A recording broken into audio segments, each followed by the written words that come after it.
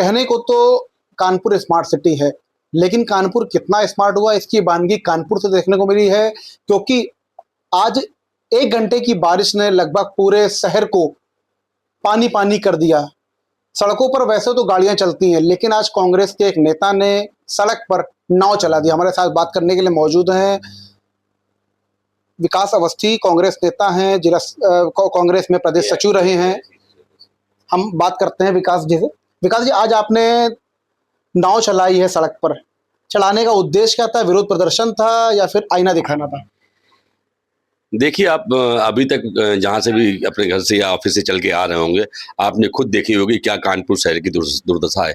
खास तौर से कानपुर का दक्षिण का एरिया बहुत बड़ा एरिया है और यहाँ पर लाखों की आबादी है और इसके साथ पूरी तरीके से चाहे नगर निगम हो, जिला प्रशासन हो, सांसद हो, विधायक हो, मेयर हो, सब दुबाती करने का काम कर रहे हैं। दुर्भावना के साथ दक्षिण को एकदम अकेला छोड़ दिया गया है। हम लोग इस बात को चिताने के लिए, हालात ये हैं कि अगर आधे घंटे भी बारिश हो जाती है तो सड़कें तो छोड़िए, लोगों के दुकानों में पानी भरा होता है, लोगों के घरों में पानी भर जाता है। व्यापार, काम, धंधा सब चौपट है। स्कूलों की हालत ये हो गई है कि स्कूलों में पानी भर रहा है, चू रहा है। और स्मार्ट सिटी के नाम पर कानपुर को धोखा मिला है और इसमें जांच होनी चाहिए। हजारों करोड़ रुपए का घोटाला हुआ है और घोटाले के साथ साथ अधिकारियों ने और नेताओं ने अपनी जेबों को भरने का काम किया है। इसी वजह से ये दुर्दशा हो रही है। कहा जाता है सांसद, विधायक और मेयर तीनों बीजेपी जो सत्ताधारी पार्टी है उसके हैं, तो ट्रिपल इंजन की सरकार है, उसके बाद भी शहर की ये दुर्दशा है। क्या लगता नहीं है कि विकास कहीं अछूता रह गया कानपुर से? देखिए, पार्षद भाजपा का, विधायक भाजपा का, मेयर भाजपा की, सांसद भाजपा का, मुख्यमंत्री भाजपा का, प्रधानमंत्री भाजपा का। और हालात ये है कि घरों से निकलना मुश्किल हो जाता है आधे घंटे की बारिश में। लोगों को धर्म के नाम पर बहकाकर, लोगों को जाति के नाम पर बहकाकर अब काम चलने वाला नहीं है। कानपुर शहर के लोग जागरूक हो गए हैं। अभी आप देखिए, लखनऊ कानपुर एक्सप्रेस में हजारों करोड़ रुपए लगा के उसको बनाया गया। लगभग 2400 करोड़ रुपए उसमें खर्च किए गए। 43 से 44। हाँ, 4300-4400 करोड़ रुपए उसमें खर्च किए गए। और उसमें उसके बावजूद वहां देखिए, आदमी 1 हफ्ते तक लोग के बाद वो धंसना शुरू हो गया, गिरना शुरू हो गया और पूरे लखनऊ तक लगातार उसमें गड्ढे हो गए। अब तो फ्री हो गया है। नहीं, फ्री होकर आदमी अपनी जान जोखिम में डाले क्या? आपने टोल लेना बंद कर दिया, इसका मतलब जान जोखिम में नहीं डाल सकते हैं। आप देख लीजिए पूर्वांचल एक्सप्रेस बना है, कितना बड़ा गड्ढा उसमें दिखाई पड़ रहा है। गाड़ियां धंसने का नंबर आ गया है उसमें। पूरी तरीके से इस उत्तर प्रदेश में, देश में भ्रष्टाचार चल रहा है और उसी के भ्रष्टाचार की मियाद में उसी में कानपुर भी चढ़ गया है और कानपुर की जनता त्राहिमाम त्राहिमाम बोल रही है। दूसरी बार मेयर हैं प्रमला पांडे जी, क्षेत्रीय विधायक महेश त्रिवेदी यहाँ से दूसरी बार विधायक है, तीसरी बार भी दावा ठोकेंगे और सांसद भी लगभग तीसरी बार भाजपा से ही हैं। तो क्या लगता है कि करीब ट्रिपल इंजन की सरकार के साथ साथ कई सालों से, करीब 10 साल पूरे होने जा रहे हैं सरकार के, अभी तक कानपुर दक्षिण, समूचे दक्षिण में जो जल भराव की समस्या रहती है, लेकिन किदवई नगर विधानसभा का जो पौष इलाका, साकेत नगर, गोविंद नगर, ऐसे में सब नदी की तरह बिल्कुल तब्दील हो जाती है सड़कें। क्या लगता नहीं है कि इसमें ड्रेनेज को बना करके इसका एक स्थायी समाधान करना चाहिए था? देखिए, स्थायी समाधान की बहुत ज़्यादा आवश्यकता है। ये पिछले पहले इतनी ज़्यादा नहीं थी, लेकिन लगातार पिछले 10 सालों से जो सरकार के लोगों ने अनदेखी की है, वो ये उसका नतीजा है। और देखिए, आदमी लाखों रुपए खर्च करके किसी तरीके कोई अपना खेत बेचकर, नौकरी जोड़ कर अपना मकान लेता है या व्यापार शुरू करता है और जब व्यक्ति घर से निकल नहीं पाता, उसकी दुकानों में लाखों रुपए का सामान बर्बाद हो जाता है, उसके घरों में पानी भरा होता है, स्कूलों में पानी भरा होता है, तो वो बड़ी एक त्रासदी के रूप में हो जाता है। तो मैं तो अनुरोध करूंगा कि अगर यहाँ के जो नेता हैं, मेयर, महापौर हैं या सांसद विधायक जी हैं, उनकी बात अधिकारी नहीं सुन रहे हैं तो उनको अपने पद से इस्तीफा दे देना चाहिए। हर साल दावा होता है, बरसात में बड़ी बड़ी बरसात के पहले बातें की जाती हैं, सिर निकाल के डाल दी जाती है, लोग वहां से निकलते कई बार गिरते भी हैं उसमें फिसल के। उसके बाद भी समस्या जस की तस है। तो क्या लगता है कि विकास के नाम पर केवल मूर्ख बनाया जा रहा है जनता को? केवल ठगा गया है लोगों को, विकास के नाम पर केवल ठगा जा रहा है। यहाँ आप देख लीजिए जो सीवर लाइन से सीएम गेट से पड़नी थी, उसके लिए पूरा शहर खोद के डाल दिया गया है, खासतौर से दक्षिण पूरा खुदा हुआ है। एक भी सड़क चलने लायक नहीं है।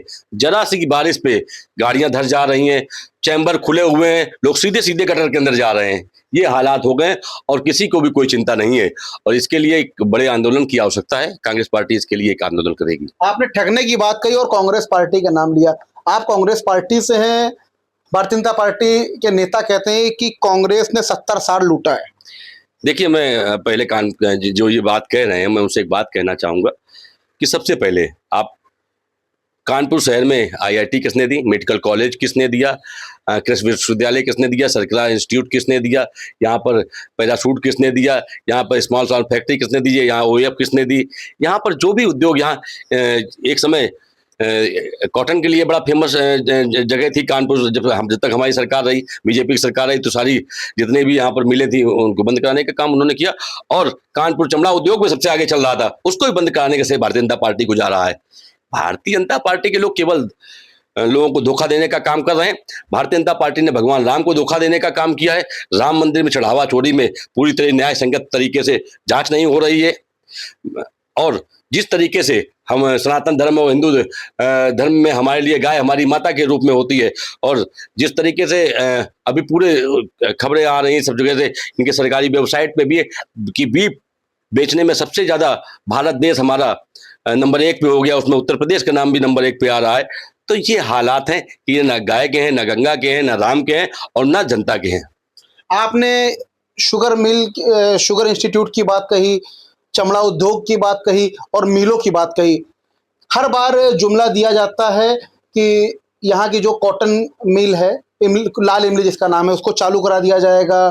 हर बार जुमला दिया जाता है चमड़ा उद्योग, आपने बताया कि ठप हो गया है, लेकिन उन्हीं टेनरियों का पानी गंगा जी में जाता है और गंगा जी को दूषित करता है। हजारों लाखों करोड़ रुपए का नमामि गंगे प्रोजेक्ट के तहत बजट पास हुआ था। गंगा जी आज भी दूषित हैं। तीसरा, शुगर इंस्टीट्यूट की आपने बात कही, तो अभी आपने हमें हमारे साथ बैठ के चाय पी। मैं अपने सहयोगी शिवम से कहूँगा, शिवम कृपया दिखाइए ये कप रखे हुए हैं।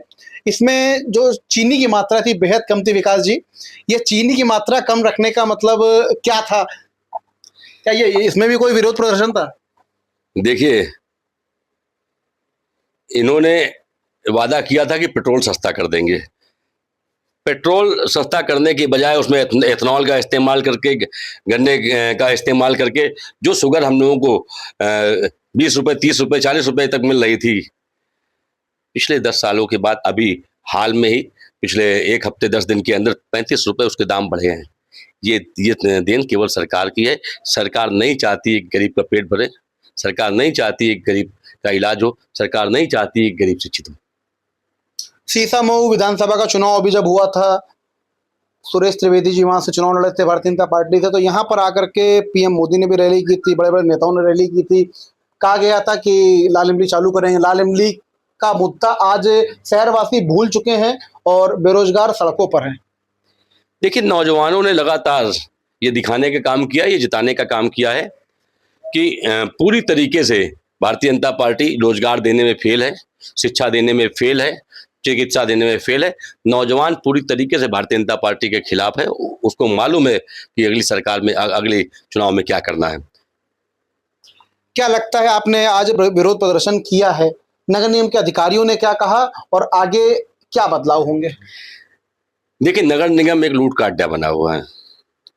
अभी इस बात का संज्ञान मुझे लगता है कि मुख्यमंत्री जी ने भी लिया था, और उसके बावजूद भी इस शहर के हालात सुधरने वाले नहीं, सुधरे हुए हैं। आपको ज्यादा इसलिए और पता क्योंकि शायद आपकी पत्नी यहाँ से मेयर का चुनाव भी लड़ी थी।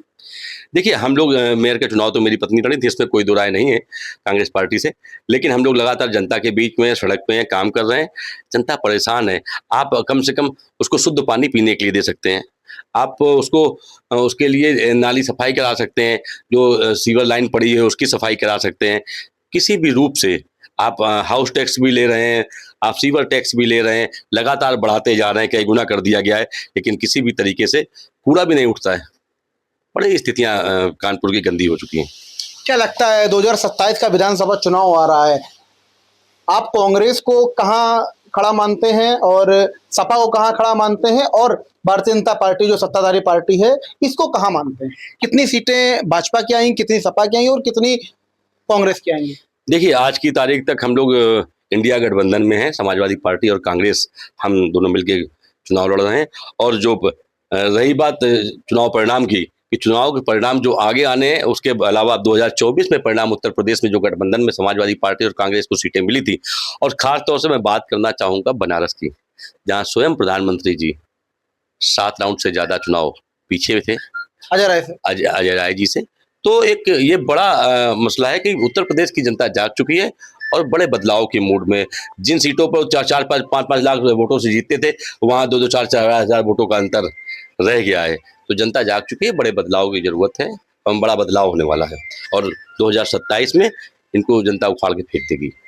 तो ये थे हमारे साथ विकास अवस्थी, जिनका साफ तौर पर कहना है कि 2027 में बड़ा बदलाव देखने को मिलेगा, हम सरकार बनाएंगे, इंडिया अलायंस विरोध प्रदर्शन दर्ज करने के साथ साथ भारतीय जनता पार्टी को हराने का काम करेगा। सहयोगी शिवम रावत के साथ Pranjal Mishra, 4PM news network, Kanpur.